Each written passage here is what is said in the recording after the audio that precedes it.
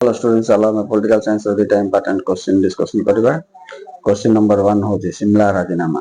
सिमला राजीनामा 1972 रे हेतला नेकी जुलाई 2 तारिख रे का मध्य हेतला भारत और पाकिस्तान। सेतल भारत रो प्रधानमंत्री के थिले इंदिरा गांधी, पाकिस्तान रो प्रधानमंत्री के थिले अली भुट्टो।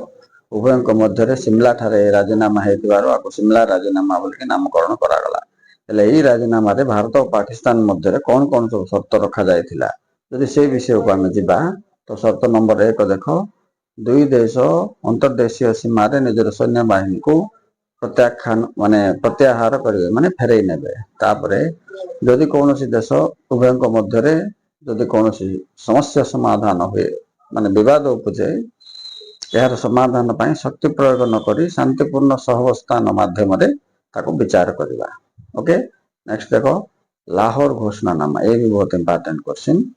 ये 1999 रो कथा फेब्रुआरी 21 तारिख दिन हेतला। भारत हमर प्रधानमंत्री से अटल बिहारी वाजपेयी थाए और पाकिस्तान रो प्रधानमंत्री नवाब शरीफ ये दुई जनकर मध्य रे ओके हेतला।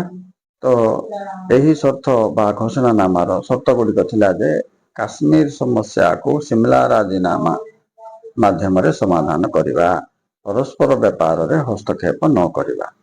राइट तो ये दुईटा मुख्य विषय एला स्टूडेंट्स। तो एबे दुईटा क्वेश्चन तमे यार 3 मार्क कवर करिवो सियाडे भारत पाकिस्तान संपर्क रे दुईटा पॉइंट हिसाब रे कवर करिवो। Okay students thank you very much for watching.